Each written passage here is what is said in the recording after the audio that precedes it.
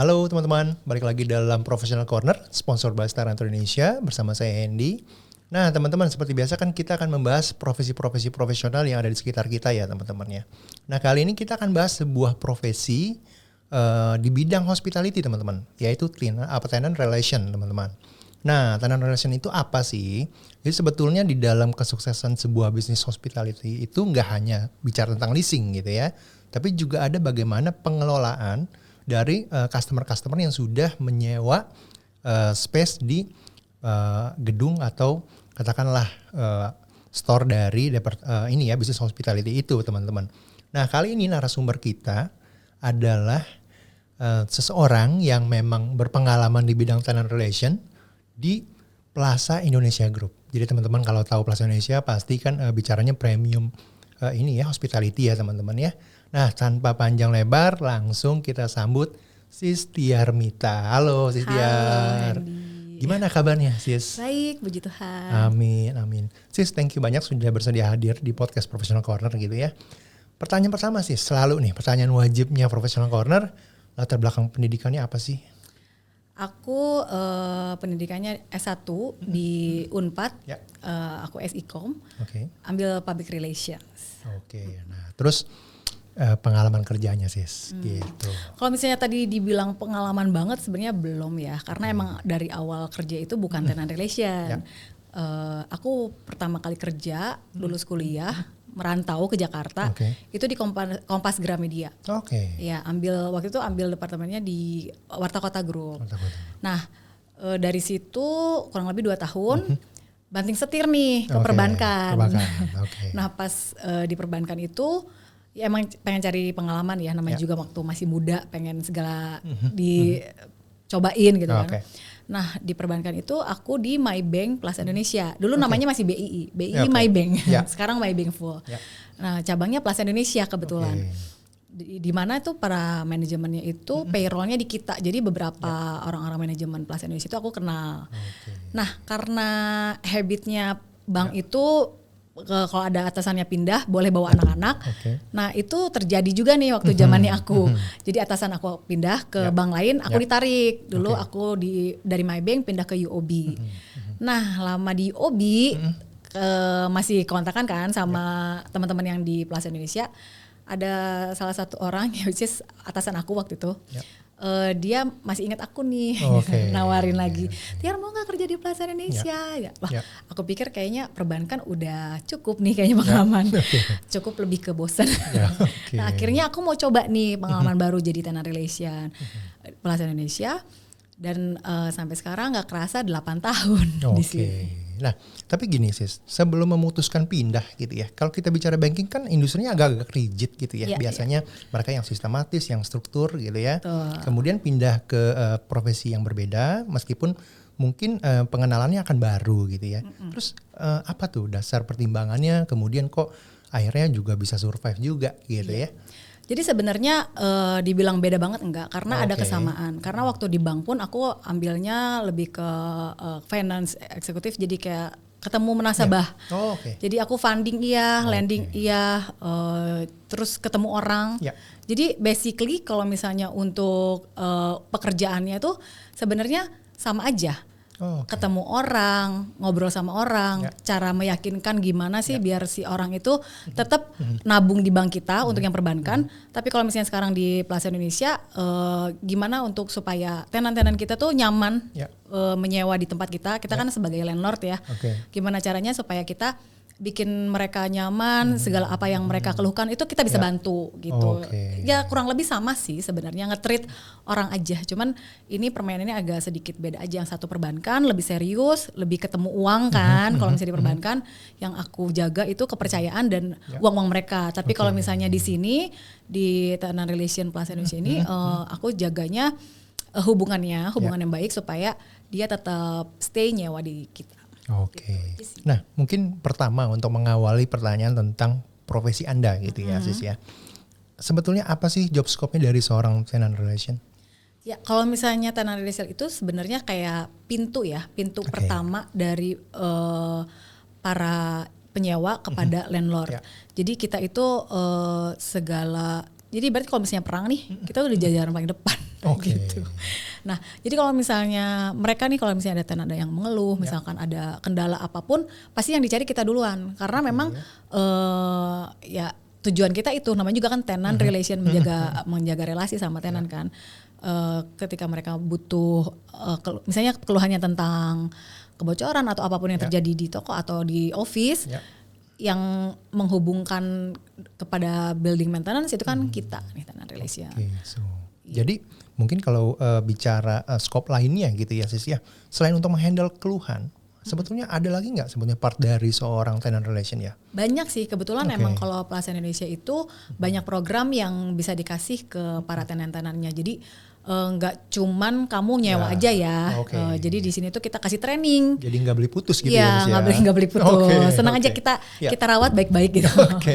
Jadi tenantnya pun kita kasih training banyak hal. Untuk yang mandatory trainingnya itu mereka kan wajib untuk ikut kan. Seperti kayak first aid training, gempa atau enggak yang kebakaran bla bla bla, itu udah kita bekelin. Jadi anything apa yang terjadi dalam gedung mereka harus tahu apa yang dilakukan. Gitu.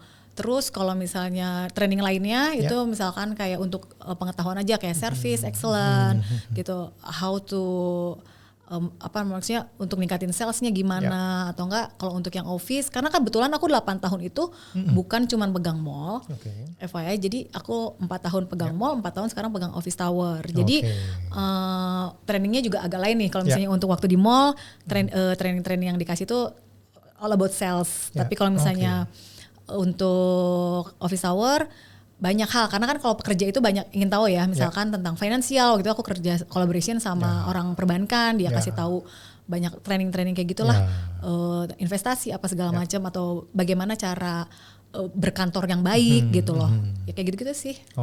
So jadi kalau misalkan bicaranya tenant baru masuk gitu ya, mereka udah punya certain training yang wajib mereka untuk ikuti ya sih seperti ya. Betul. Jadi waktu pas mereka sewa pertama kita datang, tenant relation datang untuk jelasin operasional gedung. Di situ kita udah kasih tahu juga bahwa ada beberapa tenant yang mandatory, jadi mereka wajib ikut. So jadi gini, kalau mungkin saya mau masuk ke yang lebih dalam lagi nih ya Sis ya. Kalau tadi bicaranya keluhan gitu ya, sebetulnya boleh sharing gak Sis keluhan apa sih yang mungkin sering terjadi gitu ya, atau mungkin gini pertanyaan selanjutnya, yang paling unik yang pernah Sis handle? Apa ya, kalau misalnya kayaknya kalau misalnya penyewa gedung tuh sama aja kayak kalian ngekos misalkan ya kan sama ibu kos. Kalau keluhannya paling sama ya rata-rata kayak misalnya AC kurang dingin atau enggak ya seputar building maintenance lah gitu. Tapi cuman kalau misalnya garis besarnya seperti itu, kebocoran atau enggak AC atau enggak misalkan dari insek atau segala macam. Sebenarnya standar aja sih, semua sama. Ya thanks God lah pokoknya kalau Plaza Indonesia aku udah nggak usah ragu ya dengan segala service, segala security segala macam udah oke banget sih. Jadi mungkin kita akan memulai ini dari sisi komersial dulu ya waktu pengalamannya Sis dulu ya. Boleh. Sis gini Sis. Jadi kalau bicara Plaza Indonesia itu kan mungkin premium shopping center gitu ya. Nah itu secara tenant itu kategorisasinya gimana sih pembagiannya? Kalau kita yang high end brandnya itu pasti udah pasti di lantai 1 ya, 1, 2. Nah kalau misalnya untuk middle udah di lantai 4, 5, 6. Nah itu pun apakah berbeda-beda di dalam penanganan tenantnya gitu ya, atau seperti apa sih ceritanya? Untuk treatmentnya ya semua treatment. sama sih, basically sama. Karena kan kita emang harus memperlakukan semua tenant kita sama. Gitu karena mau gimana pun mereka sama-sama nyewa, sama-sama bayar gitu. Baiklah. Gak ada treatment yang spesial sih. Kalau untuk dari mereka mengeluh, kita pun harus langsung cepet-cepet handle. Fast respon fast respon. Nah terus gini, mungkin saya mau tanya caranya Sis Tiar gitu ya untuk menghandle keluhan atau komplain gitu. Kadang-kadang kan kalau customer itu ketika komplain itu kan mungkin sometimes menggebu-gebu terus juga kurang nice gitu kan. Nah gimana tuh caranya Sis Tiar untuk menghandle itu semua? Nah balik lagi ya, kalau misalnya secara pengalaman nih, kenapa sih komunikasi itu ada sampai sarjana? Karena itu hal yang paling penting. Komunikasi, ibaratnya ya rumah tangga aja bisa hancur kalau misalnya komunikasinya nggak benar nggak? Betul. Nah hal yang paling penting itu waktu kita handle customer complaint itu ketemu. Karena kalau misalnya dari chat mungkin saya salah baca nadanya, mungkin dia sebenarnya nadanya nggak marah, tapi saya kayak mikirnya marah. Atau mungkin juga dianya pun yang salah prediksi bahwa dia berasumsi. Jadi pokoknya kalau misalnya aku kuncinya adalah harus ketemu dulu. Jadi kita adain meeting. Dari adain meeting kita komunikasi baik-baik, kita cari solusinya bareng-bareng. Nah pasti ada jalan keluarnya. Jadi dari segala permasalahan yang ada, yang selama aku 8 tahun handle tenan, baik retail ataupun office tower, ya kuncinya satu, komunikasi gitu. So jadi ketika mungkin dengan multi cases gitu ya, kasus yang berbeda-beda, tapi selama pendekatannya kita intensif, kita komunikasinya direct gitu ya, itu pasti juga akan solving gitu ya. Terus ya. Oke, so jadi mungkin saya tanyakan lebih dalam lagi gitu ya, saya tanya. Sis mungkin gini, ada nggak salah satu pengalaman yang paling berkesan gitu ya, ketika Anda ini mengelola tenan di bidang komersial nih, ngomongnya waktu di shopping center ya, gimana tuh Sis? Yang paling berkesan itu ketika misalkan kalau misalnya kita udah deket nih sama PIC tenannya, itu kan jadi ingat kita ya. Kalau misalnya kita sering bantu, namanya juga manusia ya. Kalau misalnya ada kebaikan yang orang lain kasih, kita pasti ingat kan. Nah kalau misalnya yang paling berkesan itu ketika mereka ingat kita di saat kita ulang tahun. Itu aku kayak so sweet gitu. Jadi makanya aku sebenarnya menurut aku nih sebagai tenant relation yang sukses adalah ketika para PIC tenan itu udah sampai nggak mau ke yang lain, udah deh sama Tiar aja gitu. Gitu menurut aku sih itu yang paling berkesan tuh ketika ya dari hal ulang tahun aja dia tahu gitu kayak aware, yang lain-lainnya gue udah oke lah. Ya, so sweet ya, so Sis sweet, ya. Iya. Very touchy. Ya, nah tapi gini Sis ya, mungkin kan kalau bicaranya hubungan itu ada pasang surut tuh. Nah kadang-kadang kan mungkin momentumnya nggak pas gitu ya. Tapi ketika Sis menemukan sebuah kejadian gitu ya, ketika mungkin kondisinya sama-sama lagi nggak positif gitu ya. So sharing dong, gimana sih cara Sis itu untuk bisa tetap berpikir jernih gitu kan, untuk bisa menyelesaikan masalahnya Sis. Ya itu tadi harus meeting. Jadi sebenarnya aku ada kasus sih sebenarnya waktu itu udah sama-sama tegang karena ini cukup krusial masalahnya. Nah tadinya di kitanya ya merasa nggak salah, tapi tenannya juga merasa lu yang salah kayak gitu-gitulah. Nah itu harus ketemu, begitu ketemu sama semua pihak pihak yang berhubungan. Itu memang sebenarnya ada aja sih jalan keluarnya. Ya ambil di jalan, pokoknya jalan keluar itu pasti ada ketika kita komunikasi, itu aja sih. Pokoknya yang paling penting menurut aku adalah komunikasi. Makanya kenapa komunikasi itu ada sampai sarjana. Kalau misalnya komunikasi nggak penting itu kan mungkin nggak ada pelajarannya ya kan. Gitu. So, jadi kalau misalkan bicaranya Plaza Indonesia Sis gitu ya, tadi kan Sis bilang standar pelayanan itu sama. Gitu ya. Itu tapi kalau misalkan bicara tenannya beda-beda nih bisnisnya gitu sih. Kayak misalkan F&B dan misalkan lifestyle kan beda tuh ya. Itu sebetulnya juga apakah sama? Apakah ada spesifik mungkin treatmentnya khusus kalau untuk F&B? Nah itu bagaimana sih? Pokoknya kalau servisnya itu sebenarnya gong servisnya itu harus sama. Tapi kalau misalnya bisnis yang mereka jalannya beda, itu kan balik lagi ya.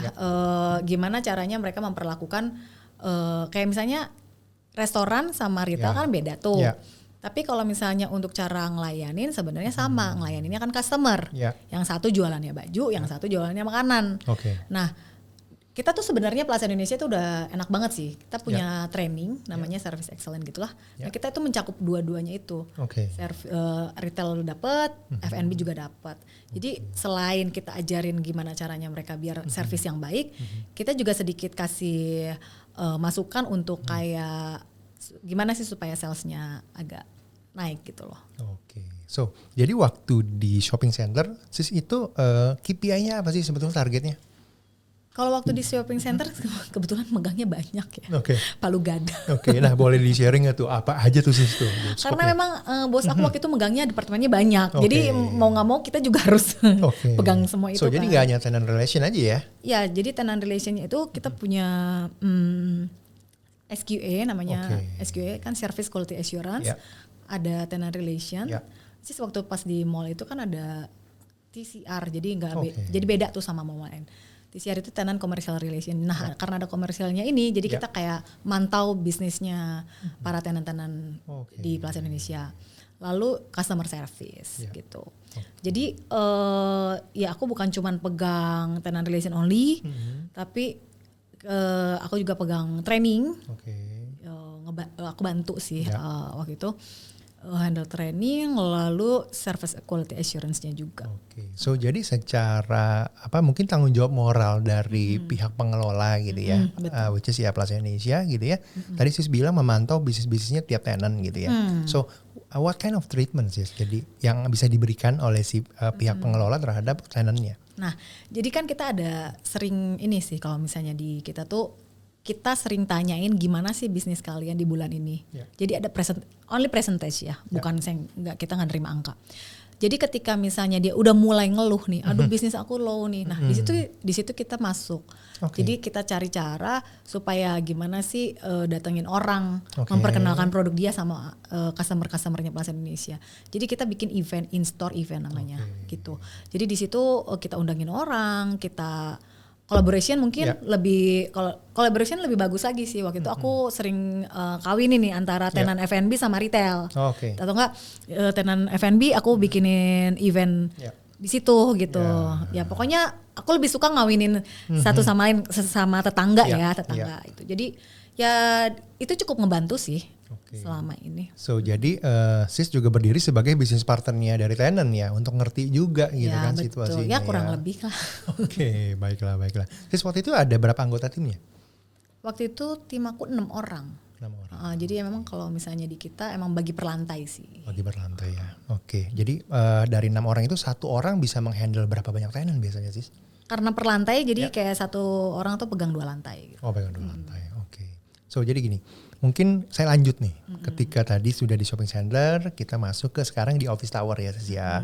So boleh di-sharing nggak sis, bedanya apa sih between ini kedua?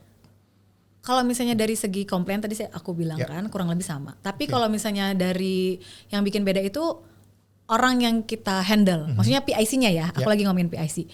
Nah kalau misalnya di mall itu karena tenannya itu kan banyak banget. Bukan soal banyaknya. Nah PIC-nya itu kadang misalnya nih satu brand ini ada banyak mall di Indonesia. Kadang misalnya aku lagi ngobrol sama PIC yang ini tiba-tiba 1 minggu kemudian dia udah ganti. Ada di mana ganti. Jadi turnover cukup tinggi. Jadi itu mungkin itu yang cukup struggle sih di bagian itu, tapi ya kita harus tetap ngejar kan. Nah kalau misalnya di office tower itu kita ketemu PIC-nya dia antar 5 tahun atau 10 tahun masih dia. Jadi kita orangnya tetap. Jadi kalau misalnya di office tower enaknya karena orangnya masih dia dari tenan-tenan itu, jadi komunikasinya juga lebih enak gitu, lebih gampang gitu. Jadi nggak mulai lagi dari awal. Jadi udah tinggal kasih tahu di awal, lama-lama ya udah tinggal ngikutin. So jadi kalau bicaranya service terhadap office tower gitu sekarang ya, sebetulnya mungkin apa ada sedikit mungkin ya agak-agak berbeda gitu ya, yang ternyata di office tower ini harus lebih misalkan lebih cepat tanggap atau lebih ya semacam itu, bagaimana sih? Semuanya sih harus cepat sih. Makanya kalau yang namanya service harus cepat, apalagi kalau ada komplain kita juga harus cepat. Jadi kalau untuk soal cepat menanggapi komplain ya sama-sama harus cepat gitu. Tapi kalau bicara quality sis gitu ya. Nah kadang-kadang kan cepat juga harus diikuti dengan quality dong gitu kan. Nah how do you maintain ya? Maksudnya quality ini tetap harus terdeliver dengan sempurna gitu. Nah gimana tuh sis? Ya balik lagi kalau misalnya office tower itu kan kita ada grup ya, ada WA grup atau kita punya sistem nih. Pokoknya namanya sistem itu si service quality assurance itu udah paling benar sistemnya. Kita bisa handle by phone, tenan-tenan itu kita bisa akses, kita berikan akses ke SQA. Nah itu ketika dia ada komplain nggak usah nyari aku kemana-mana, tinggal input dari sistem SQA itu. Terus dia akan blink di kita. Nah jadi misalkan kalau misalnya ada AC panas, itu blinknya ke BM. Jadi yang dilihat kita ada departemen sih, ada 3 departemen yang bisa masukin ke komplainan di SQA itu. Ada housekeeping, building maintenance, sama security. Jadi kalau misalnya dia udah ngeblink, itu kan atasan udah lihat tuh. Misalnya kan ada yang berhubungan dengan BM, atasnya lihat atau timnya lihat, dia langsung escalate ke tenan-tenan. Nah kalau misalnya 1 kali 24 jam nggak ada, itu case naik ke atasnya lagi. Which is itu yang paling nggak boleh. Gitu kan. Jadi menghindari si case itu naik ke atas, kita mendingan selesaiin dulu. Jadi ketika muncul komplain gitu itu udah harus langsung selesai saat itu ya. So sis gini, jadi kalau sekarang kalau saya lihat dari CV-nya kan sis sudah nggak hanya tenant relation ya untuk di office tower ya, juga ada customer service-nya, juga ada housekeeping-nya. Nah ceritain dong sis, job scope yang saat ini tuh kayak apa? Kalau customer service dari awal emang udah aku pegang dari awal pindah ke The Plaza ya kan. Nah customer service itu under aku, jadi aku punya 7 anak, which is itu aku bagi untuk concierge, mailing room sama reception. Reception office ya. Nah itu juga kan emang sebenarnya dari sebelumnya pengalaman baru. Tapi karena emang waktu itu karena ya belajar lah pokoknya learning by doing ya kan. Ternyata pekerjaannya skupnya juga sama aja. How to service by personal. Jadi kalau misalnya kita itu, kalau misalnya concierge lebih ke gimana sih cara menyapa visitor segala macam, cara nge-treat mereka gitu kan, dengan senyum, sapa salam segala macam. Sebenarnya SOP-nya udah ada, blueprint-nya juga udah ada. Jadi udah tinggal diperbaikin sama dipantau aja gitu loh kinerja mereka. Nah kalau untuk housekeeping, nah itu sih kebetulan ketempelan aja ya. Sebenarnya nggak punya basic gitu kan, nggak punya basic. Ya memang karena waktu itu bantu aja timnya waktu lagi keluar. Bantu-bantu ternyata 3 tahun ya pegang housekeeping. Iya, cukup lama tuh akhirnya sis ya. Jadi aku belajar tuh yang nggak tahu kecoa, tikus segala macam jadi tahu. Ya, nah kalau ini juga sebenarnya karena kita housekeeping kita udah pakai vendor, jadi nggak cukup sulit sih buat aku untuk menangani itu karena koordinasinya hanya dengan headnya aja. Tapi kalau misalnya segala lebih enaknya gini, kenapa masih dimasukin ke aku? Mungkin masih relate ya, karena tenan itu kan komplainnya ke aku. Nah kalau misalnya aku udah dapet komplainan tentang housekeeping, misalnya ada insek apa segala macam, aku bisa langsung escalate justru malah lebih cepat ya. Benar kayak gitu. Jadi bisa langsung Pak silakan. Itu sih seru juga sih emang pengalaman baru. So jadi teman-teman mungkin kalau highlights yang bisa kita ambil dari sharingnya Sis Diar bahwa ketika Anda mendapatkan sebuah tanggung jawab baru, coba dulu. Karena kan kita nggak tahu itu juga jadi lesson learn juga buat kita untuk menaikkan skill juga gitu teman-teman ya. Nah Sis gini, jadi saya mau flashback mungkin ke eranya ketika COVID ya waktu itu ya. Kan semua sektor bisnis gitu ya pasti kan kena imbas yang lumayan besar. Nah apalagi juga kita bicaranya retail sekarang gitu ya. Nah bagaimana cara mungkin kita bicaranya waktu itu kejadiannya Sis Diar itu apa yang dilakukan Sis untuk bisa tetap memberikan servis yang cukup baik meskipun kan ada sekian periode yang memang orang itu kan nggak boleh datang ke mall dan sebagainya. Betul. Tapi bagaimana tuh Sis prosesnya ketika itu? Waktu itu kan aku untuk pandemi udah pegang office tower gitu ya. Udah pegang office tower. Jadi kalau misalnya office tower itu karena office ya, jadi kan aku nggak handle bisnisnya mereka gitu. Jadi kayak lebih ke kalau karena office ya lebih ke untuk kenyamanan mereka kerja aja. Jadi kalau misalnya untuk handle waktu COVID nggak cukup sulit sih kalau office tower. Mereka taat aturan semua, ketika nggak boleh masuk ke gedung ya mereka nggak masuk ke gedung gitu aja. Tapi kalau misalnya untuk dari segi treatment gedung, dari mulai disinfeksi ya gitu-gitulah segala macam. Protokol COVID itu kita pasti lakuin gitu. Jadi nggak usah takut deh, pokoknya tenan segala macamnya juga, security kita juga sering keliling itu. Setiap hari malah keliling ngecekin segala macam. Jadi ya aman-aman aja sih Tuhan.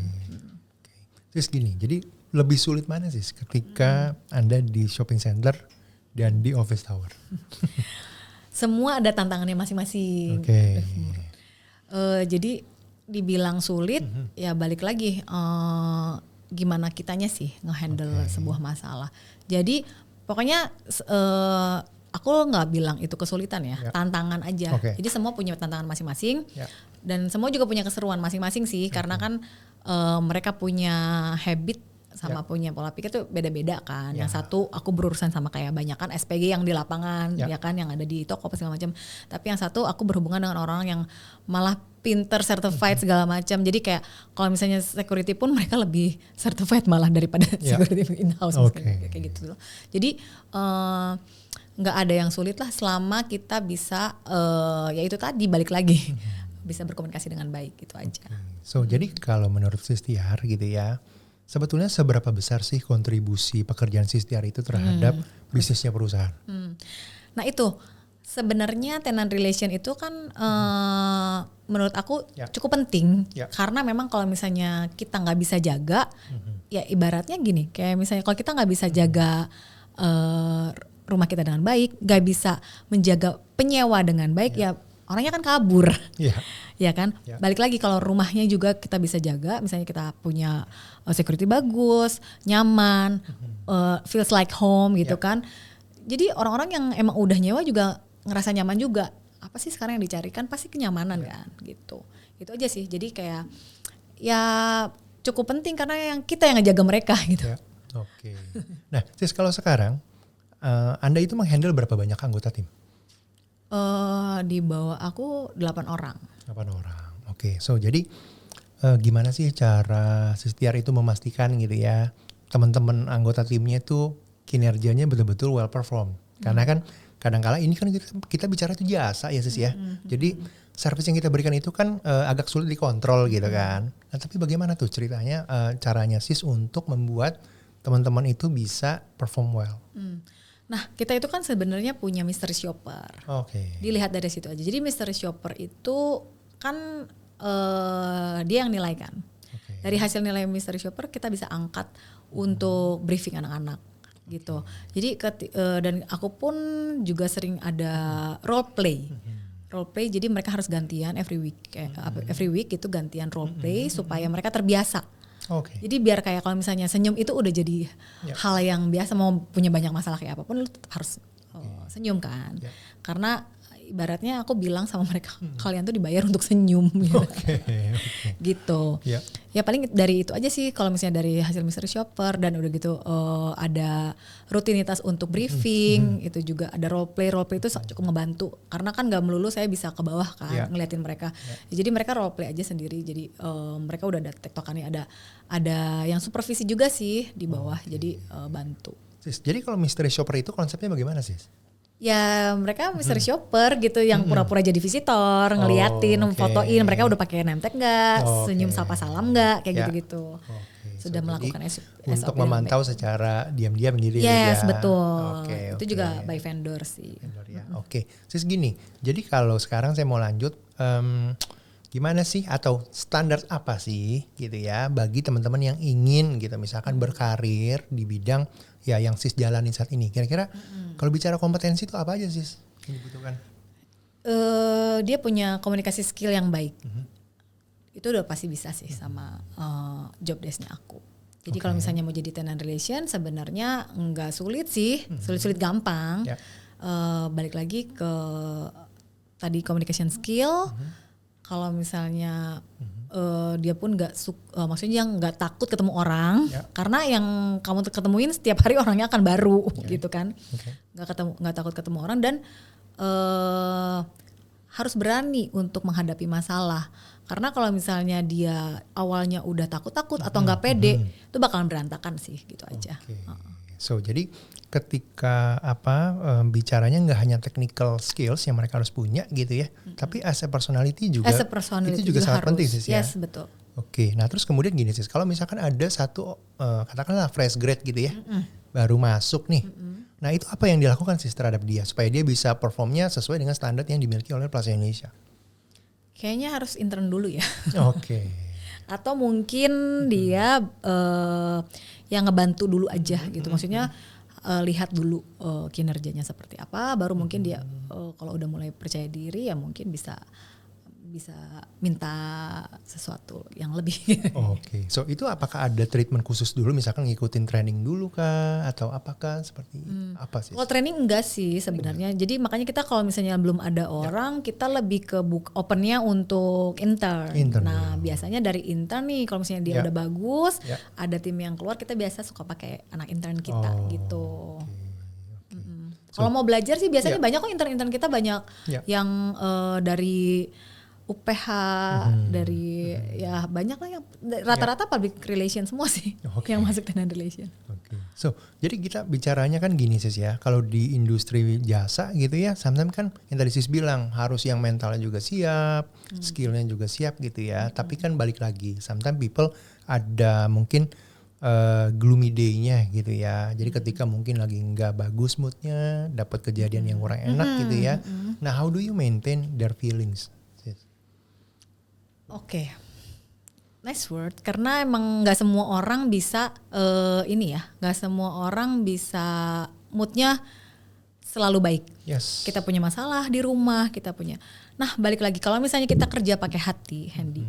Aku selalu sih diomongin sih dari dulu. Ini sedikit quotes aja. Kalau misalnya aku dari dulu dikasih tahu sama salah satu ya temanku lah ya. Jadi kalau misalnya kita kerja pakai hati dan kita udah misalnya ibaratnya ngerasain nih sama anything kita bisa harus lakuin untuk pekerjaan itu. Dan kita pun kerja bukan hanya untuk manusia. Kita kerja bukan untuk caper sama atasan. Ya itu benar karena kita harus perform kan. KPI juga harus jalan terus. Tapi itu pun harus dibarengin sama kerja untuk Tuhan gitu. Jadi kalau misalnya aku kok sorry religi banget sih biar kayaknya enggak. Tapi itu terbukti. Karena kalau misalnya kita ngandelin semua kemampuan diri kita, nggak ada apa-apanya. Jadi emang kita butuh satu pegangan yang emang yang create kita. Siapa lagi kalau bukan Tuhan kita. Jadi pokoknya emang hal itu juga sering terjadi sih sama aku. Misalnya aku ada masalah di rumah begitu nyampe kantor ada masalah lagi. Tapi balik lagi kalau misalnya kita udah. Nah ini yang aku paling seneng nih di Plaza Indonesia. Itu begitu kita masuk ada security itu selalu ngajak senyum. Jadi di rumah itu aku bete banget pas masuk kantor disapa, hai Bu Tiar, selamat pagi, semangat pagi. Itu jadi kayak moodnya agak naik. Nah itu pun yang aku terapkan sama anak-anakku di bawah di concierge. Jadi udah paling bener nyapa orang dengan senyum dan sebut nama. Jadi ngerasa kayak kita. Nah itu sebenarnya naikin mood sedikit sih, gitu lumayan lah. Itu terus udah gitu ya udah nyampe kantor kita udah harus tahu bahwa kita ada di sini, kita harus kerja. So kesampingin dulu masalah, kita fokus di kerja gitu aja sih. So jadi teman-teman dari sharingnya Sis Tiar nih mungkin small matters ya, tapi berimbasnya sebagai mood booster yang lumayan membantu gitu ya Sis ya. Jadi bahwa mungkin dari hal kecil teman-teman kalau misalkan di sekitarnya teman-teman ada mungkin kenalan atau teman atau saudara gitu ya atau keluarga misalkan lagi bad day gitu kan, teman-teman mungkin bisa bantu dengan sedikit menghibur dengan tanya kabarnya, dengan memberikan senyuman gitu ya teman-teman ya. Nah, saya lanjutin Sis gitu ya. Jadi pernah nggak atau mungkin boleh nggak sharing Sis, ada satu kejadian di mana Sis menemukan gitu ya kinerja dari salah satu anggota timnya kurang bagus. Mungkin apa yang dilakuin waktu itu Sis? Bukan satu kali dua kali. Ada. Aku treatmentnya aku panggil dulu anaknya dan itu pasti ke meeting room yang dimana orang-orang nggak usah tahu. Di situ aku ngomong itu kalau misalnya udah fatal ya. Nah aku tanya sama dia bagaimana saya harus men-treat Anda. Apakah secara keras atau secara lembut? Saya tanya dulu nih anaknya. Kan siapa tahu semua orang punya latar belakang beda-beda ya. Ada latar belakang keluarganya dia memperlakukannya seperti apa, orang tuanya memperlakukan seperti apa. Nah itu saya tanya dulu. Kalau misalnya iya Bu, saya itu emang sebenarnya nggak bisa dikerasin. Oke. Kita ikutin caranya. Seminggu 2 minggu kita lembekin ternyata masih begitu. Berarti ini bukan itu, bukan itu sebenarnya. She's not in the right place. Yes, that's the right. Nah jadi sebenarnya hal pertama ya emang ajak ngomong dulu, ikutin cara mainnya dia. Ketika kita ikutin dia nggak bisa, maksudnya tetap masih nggak bisa diatur, pakai cara saya, pakai cara mainnya aku gitu loh. Jadi karena memang punya anak 8 itu nggak mudah ya, dengan berbagai karakter, dengan yang satu moody, yang satu, dan semua masih muda gitu loh. Anak-anak muda kan masih labil ya gitu kan. Nah itu yang harus satu-satu aku liatin, oh cara ngomong sama si A sama si B tuh beda, cara memperlakukan si A sama si B tidak bisa sama. Nah kalau misalnya yang udah fatal banget itu udah aku pasti panggil. Kenapa? Ada masalah apa? Ya pertama-tama emang aku pasti tanya dulu, kamu punya masalah apa? Kenapa sih sering salah-salah akhir-akhir ini segala macam? Kebuka juga sebenarnya, oh ada masalah ini. Oke, balik lagi ya, kita lurusin lagi, kita kerja yuk. Kamu harus profesional segala macam. Jadi kayak makanya kalau misalnya di kantor tuh aku bukan cuman sekedar atasan mungkin ya, mungkin bisa jadi anak-anak tuh udah sering curhat juga masalah internal atau sama keluarga kayak gitu-gitu sih. Jadi ya mungkin ya hal pertama ya pasti aku ajak ngomong dulu lah, personal gitu loh, face to face. So jadi sis punya waktu gitu ya untuk mereka. Harus gitu ada waktu, karena kalau enggak aku yang dengerin siapa? Iya. Karena kan perusahaan juga kan mempercayakan aku untuk 8 anak ini kan, untuk harus selalu bagus, ya kan. Dan mood itu emang harus selalu dijaga. So jadi teman-teman nih highlights lagi. Apa yang di-sharingkan oleh Sis Tiar gitu ya, one day ketika teman-teman yang mungkin akan jadi leader atau mungkin saat ini udah jadi leader gitu ya, ya coba deh kasih sedikit waktunya untuk anggota timnya gitu ya Sis ya. So jadi teman-teman juga akan membuat bonding dengan mereka untuk bisa menciptakan harmonis di dalam bekerja gitu ya. Nah Sis gini, saya mau tanya mungkin yang lebih personal gitu ya. Apa sih value yang Sis punya gitu ya, yang coba ditanamkan ke anggota timnya Sis. Jadi supaya mereka nih harus memegang prinsip ini loh, nilai-nilai yang harus dianut. Apa aja Sis? Yang tadi, kerja pakai hati dan bukan untuk manusia, tapi untuk Tuhan. So jadi kalau boleh saya tafsirkan gitu ya, jadi ya do extra mile tentunya ya. Yes, of course harus do extra mile. Gak bisa cuman itu aja. Karena sebenarnya kita tuh punya kapasitas itu besar. Tergantung kitanya mau apa enggak. Kalau misalnya kamu mau, kita yang kecil tadinya kecil itu bisa gede. Kalau misalnya nggak mau ya udah di situ-situ aja. Makanya aku begitu anak-anak masuk kan memang kalau concierge ini kan emang lulusan SMA aja ya. Tapi waktu aku interview aku selalu ngomong kamu harus ambil S1. Jadi ini tapi kelas malam, kelas karyawan jadi nggak ganggu. Nah ketika udah S1 keluar dari sini. Jadi semua anak-anak aku tuh literally sekarang aja kayak udah beberapa udah ada yang kuliah, bahkan ada yang udah lulus S1. Jadi ya aku senang gitu loh. Aku nggak mau lama-lama, justru mereka jangan lama di situ ya kan. Kasian juga nggak berkembang. Untuk akses mulu bertahun-tahun. Sis ini agak unik juga teman-teman ya. Sis Tiar ini ingin tuh bahwa anggota timnya harus bisa berkembang juga ya. Betul. Karena kita nggak munafik lah ketika kita bekerja, tentunya kita mau mendapatkan kenaikan karir dan sebagainya gitu Sis ya. So Nah Sis gini, jadi pantangan apa sih kalau bagi Sis Tiar itu untuk nggak boleh banget dilanggar sama anggota timnya? Nggak boleh dilanggar. Misalkan dalam kinerja apapun gitu ya, nggak boleh ya melakukan ini dan ini gitu. Ya kalau misalnya anak-anak di bawah udah pasti nggak boleh ngobrol. Yang terlalu kelihatan yang ngobrol cuman kalau lagi nggak ada customer ya boleh lah kecil-kecil. Tapi nggak boleh terlihat bercanda yang nggak ada attitude. Karena VIP semua lewat situ, bos-bos segala macam lewat situ. Jadi anything semua orang yang baru bahkan mungkin mystery shopper akan lihat mereka duluan. Gitu. Jadi memang harus proper, harus attitude-nya dijaga. Gak boleh mainan HP. Yang ngelihat HP di sebelah aku masih kasih, cuman cara pakainya tuh nggak yang sembrono. Pokoknya semua ada mannernya lah.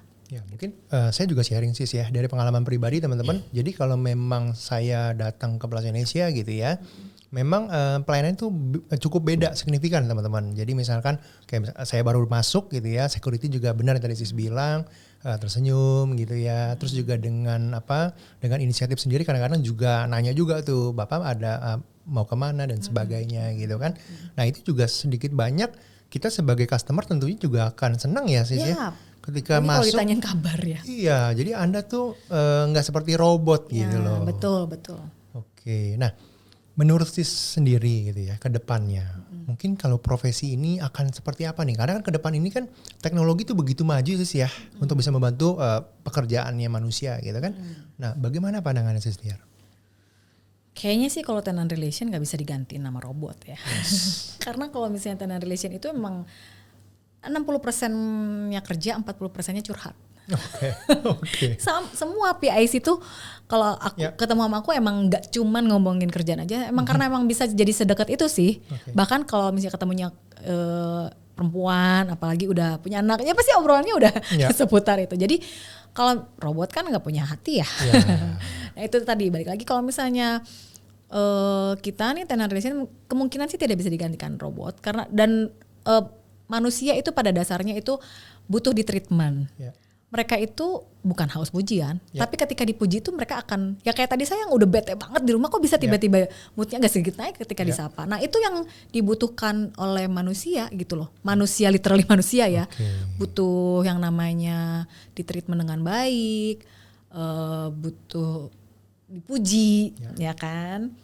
Robot kan nggak bisa muji, kan nggak ada hatinya ya. Gitu aja sih, kayaknya nggak akan tergantikan. So jadi memanusiakan manusia gitu ya sis ya. Oke sis, my last question nih. Apa sih mungkin pesan dan kesannya bagi teman-teman nih gitu ya yang di luar sana ingin berkarir seperti Sis Tiar? Bisa banget, teman-teman bukan aku mau kasih tahu di sini untuk job desk aku untuk di posisi aku tuh bukan pekerjaan yang sulit. Jadi semua bisa, karena saya yakin semua orang tuh bisa berkomunikasi. We cannot not communication ya kan, balik lagi ke itu. Nah permasalahannya adalah ketika emang kalian emang mau mencoba, bisa banget, balik lagi. Mungkin lebih perbanyak public speaking boleh lah ya, ikut itu. Atau enggak ikut training dulu di awalnya kayak gitu-gitu. Nah itu bisa langsung terjun sih ke departemen aku gitu loh. Oke, nah sis dari sharingin Sis Tiar nih saya muncul satu pertanyaan ini ya. Mohon maaf nih sis ya, jadi saya nambah lagi satu nih teman-teman nih. Pertanyaannya gini teman-teman, apakah kalau ada gitu ya teman-teman yang ingin melamar tapi mereka ini introvert sis, bisa nggak tuh? Kayaknya introvert bukan di departemenku. Enggak tepat karena ya, kurang tepat ya. Kecuali dia mau ini ya, mau improve ya. Karena kan mungkin ada aja ya orang yang sebenarnya introvert karena pekerjaan dia bisa extrovert. Contohnya aku tuh pernah dapet trainer waktu aku di bank, dia sebenarnya orangnya introvert parah, tapi dia trainer. Trainernya juga yang gimana caranya biar bisa trainernya juga untuk para sales nih. So jadi kan akan aktif gitu harus, ya. Kalau enggak gimana sih trainer, tapi kayak diem aja aneh. Nah dia bilang selesai dari training, sebenarnya saya tuh introvert. Jadi ketika beres nih training, dia tuh harus menyendiri untuk kumpulin energinya dia. Nah itu karena pekerjaan, berarti kan dia mau sebenarnya. Gitu. Bisa aja, cuman ya asal mau gitu. Ketika di pekerjaan harus jadi orang yang sebenarnya ekstrovert juga enggak sih kalau misalnya di TCR itu. Cuman harus bisa ketemu orang aja gitu, harus berani ketemu orang gitu. People skills-nya harus ada gitu ya. Siap. Nah teman-teman, jadi kesimpulannya gitu ya, ketika Anda ingin bekerja di bidang tenant relation gitu ya, yang selain skill teknikalnya tentu teman-teman juga harus punya personality-nya yang memang siap untuk bertemu dengan orang lain, untuk bisa menjaga mood juga tentunya kan, dan secara mental harus siap terima ya komplain juga gitu ya. Komplain adalah makanan hari-hari ya teman-teman ya. Baiklah Sis Tiar, thank you banyak. Pertanyaan saya sudah selesai. Sangat bermanfaat sekali sharingnya gitu ya. Thank you ya, sukses terus Sis. Makasih. Nah teman-teman, episode kali ini sudah selesai. Teman-teman tetap stay tune terus gitu ya di YouTube channelnya Star Hunter Indonesia untuk menyaksikan Professional Corner. Dan kita akan kembali lagi dengan topik-topik lain yang tentunya juga tidak kalah menarik. Bye-bye teman-teman.